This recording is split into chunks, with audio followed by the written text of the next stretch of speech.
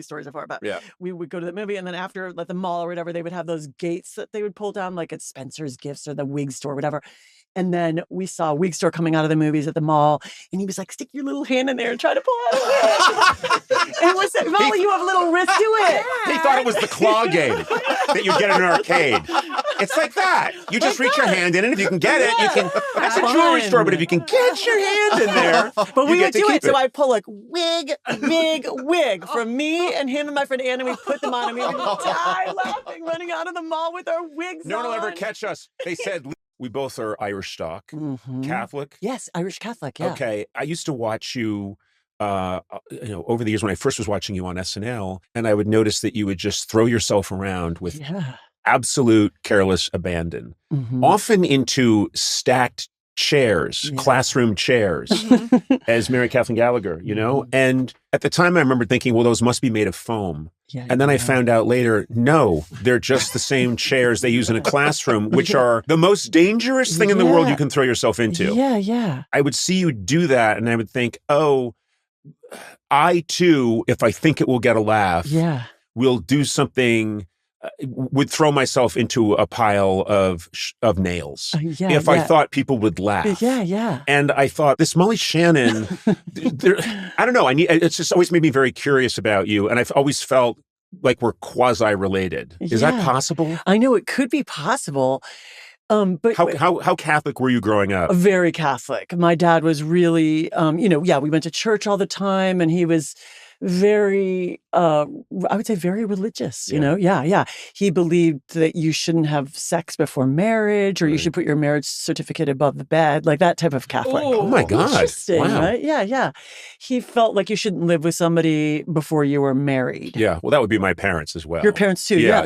Interesting. They were both very Catholic. Yeah. In almost a 19th century way, That's like it felt like, and they were both very smart. My parents were both very smart people who lived in the modern world, but came from this 19th century idea, I think, a little bit of how one should conduct oneself. I love that. Old-fashioned values.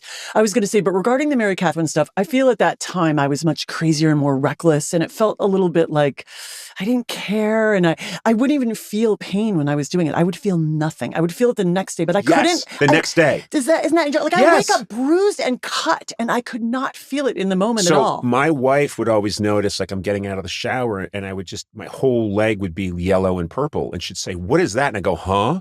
And then I'd remember, oh, right, we had a water buffalo on set, and I jumped on it, and I got thrown off of it. I would remember these things, and it didn't hurt as much at the time because I was getting all the adrenaline of people laughing. Exactly. Ha, ha, ha, ha. Yeah. Orange man fell down. And then you didn't even notice you were bruised. And no, you don't really think about that stuff. And then later on, you'd notice, this leg won't work. Exactly. I'm just walking in circles. Yeah. I think you used to watch Mass on television because I remember that being a fixture. When I was staying at my grandfather's house, my grandmother and grandfather would have the Mass on television. And I remember being kind of fascinated by that because sometimes it was the only thing that came in. This is before cable. Yeah. And you would just watch whatever came in. Like, oh, we're getting reception on this one channel. It's a Catholic Mass. Let's check it out. It beats going outside and playing like other people. Yeah. My sister Mary and I would watch the Mass for shut-ins, they called it. And we would count, and they would show people going up to communion. And we would try to get the wafer. To get the wafer. We would guess how many people were wearing glasses. Great. Be like 1, 2, 3. And so it was, today you were looking into the future because today that's the kind of stuff people bet online about. You can make any kind of bet, and that's the kind of thing people would bet online about now. My friend's son started Polymarket. Oh, you're kidding? Mm-hmm, yeah. That must be going quite well. Wisdom of the crowd, right? Yes. Yeah, I know. It's amazing. But I was going to say, and then we would watch this other show called Davy and Goliath right after. Do you remember that? Of course I remember Davy and Goliath. It was claymation. Yeah. And there was a boy named Davy, and his dog was named Goliath.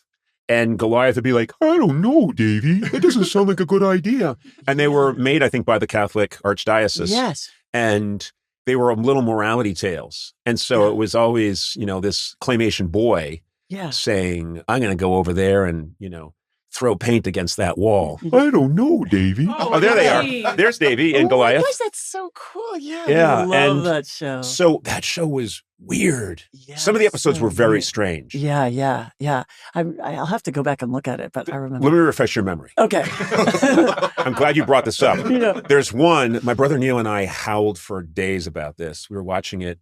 Davy and the whole family's on a camping trip, and Davy finds this beautiful spring, like a little watering hole that all the animals are drinking at, and it's just beautiful. And Davy finds a can of red paint, and he pours it into the watering hole and says, "Look, I made a giant strawberry shake. Ha, ha, ha." And of course the dog goes, "I don't know, Davy." And then you see all the animals try. Yeah, you see all the animals try to drink out of it, and they can't. Do they die? And I think they're going to die. And the father has a stern talk with Davy. And I thought, Davy's a sociopath. Yeah. That's amazing. That's really messed up. I'm going to put plutonium in this water supply so no one in New York can have a drink of water, and anyone who does will die. I don't know, Davy. That's an act of terrorism. Anyway, I'm sorry. I went on a jag there. When you describe your childhood, it's not like mine. And you've talked about this, I know, a lot, and you've talked about it on this podcast, how your dad was very unconventional in some of his thinking. Yes. Because at one point, in one way, he's very Catholic and very strict, but in another way, he had these very strange ideas that he was about what it is to have a child. I guess. Is that fair to say? Oh, sure. Yeah. Like he would encourage, you've never talked to this about this with me, but he would encourage you to cheat. Yes. He did not care a lot about So this is a guy who says no premarital sex, and you can't live with someone before you marry them. But if you can cheat to get ahead, do it. He was like that. No, he really thought street smarts were like a great thing, learning how to make a buck and make it in the world. And school, he would say, if I had a big exam and I was stressed out in high school, he would say, "Can't you call in sick and get a copy of the test so you can go in the next day?" Oh. So he really did not care about school. He was so laid back. And he was much more into street smarts. Isn't that interesting? It's fascinating. And then, so he didn't mind. And then if we went to the amusement park, like he's like, "Okay, if you guys clean out that backyard, I'll take you to Geauga Lake, this local amusement park in Cleveland." But then when we got there, he was like, "I don't really want to have to pay." So he's like, "Can you guys sneak in? Oh my gosh. Hop over the fence?" And we were like, "But there's barbed wire. We go around." And he was like, "Just do it. It'll be an adventure." Because he didn't want to pay. It's funny that he's defining this as street smarts. I know. These are just crimes. These are crimes. These are just crimes. These are crimes. Yeah. This is all illegal. He was wild. He was fun. Or when we go to the movies, right? He didn't. I've told these stories before, but we would go to the movie, and then after, like the mall or whatever, they would have those gates that they would pull down, like at Spencer's Gifts or the wig store, whatever.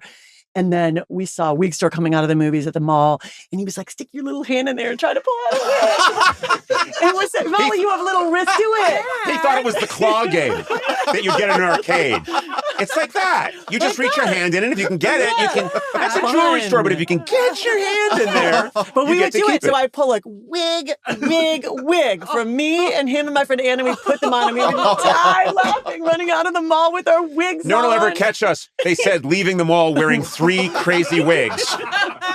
Arrest that man in the beehive hairdo. No, there's 100 crazy stories like that. He was wild. He was a rule breaker. But yes, he was traditional. But understand the Catholic stuff was a little messed up because he ended up admitting right before he died. I said, "Have you ever thought you might be gay?" And he was like, "Most definitely." Oh, wow. And so I think he was conflicted with his he's not alive to say what he would have been, whether it be bisexual, homosexual. But I did say, "Have you ever thought you might be gay?" When he was dying of cancer, 72, we were sitting at the Four Seasons Hotel. I was on a press junket. He was like, "Most definitely." And then we talked all about it. So I think the closeted homosexuality or bisexuality was mixed up with the Catholic stuff. Does that make sense? Of course it does, yeah. Because he couldn't fully be who he wanted to be. So I think he had anger about that, not being able to express himself. Yeah. So, and then it comes out your elbow. It says, this is a phrase I've always thought that I've heard used, which is, if you can't admit some essential truth about yourself, you think you can suppress it, but it's coming out in some way. Yes, exactly. And that means stealing wigs through a grate. Exactly. I heard this one story that you and one of your friends